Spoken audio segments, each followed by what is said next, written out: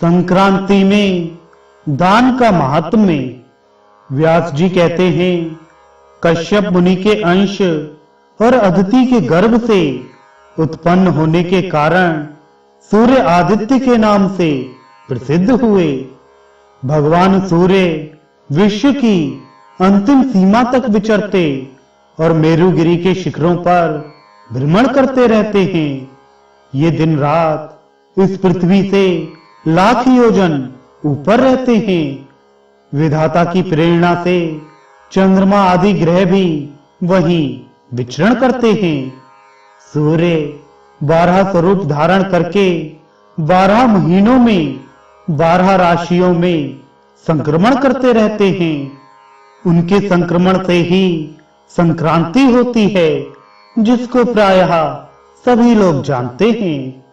मुनि, संक्रांतियों में पुण्य कर्म करने से लोगों को जो फल मिलता है वह सब हम बतलाते हैं। धेनु, मिथुन, मीन और कन्या राशि की संक्रांति को षडशीत कहते हैं तथा वृष, वृश्चिक, कुंभ और सिंह राशि पर जो सूर्य की संक्रांत होती है उसका नाम विष्णुपदी है।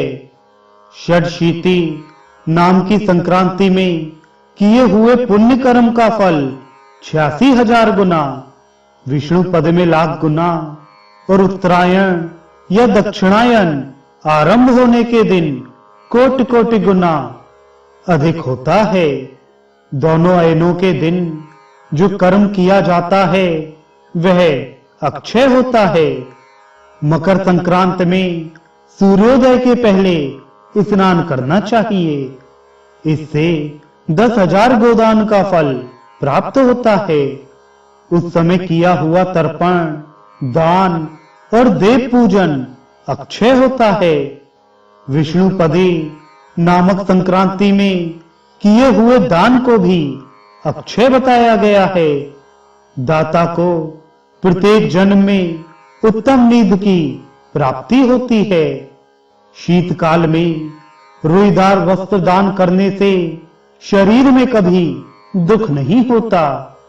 तुला दान और शैया दान दोनों का ही फल अक्षय है।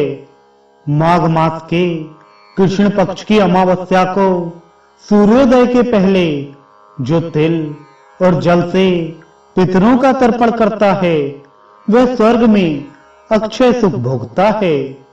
जो अमावस्या के दिन स्वर्ण जटित सींग और मणि के समान कांति वाली शुभ लक्षणा गौ को उसके खुरों में चांदी मढ़ाकर कांसे के बने हुए दुग्ध पात्र सहित श्रेष्ठ ब्राह्मण के लिए दान करता है वह चक्रवर्ती राजा होता है। जो तिथि को तिल की गौ बनाकर उसे सब सामग्रियों सहित दान करता है वह 7 जन्मों के पापों से मुक्त हो स्वर्ग लोक में अक्षय सुख का भागी होता है। ब्राह्मण को भोजन देने के योग्य अन्न देने से भी अक्षय स्वर्ग की प्राप्ति होती है।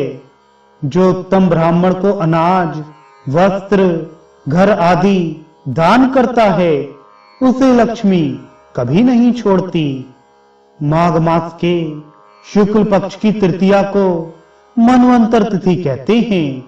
उस दिन जो कुछ दान किया जाता है वह सब अक्षय बताया गया है। अतः दान और सत्पुरुषों का पूजन ये परलोक में अनंत फल देने वाले हैं।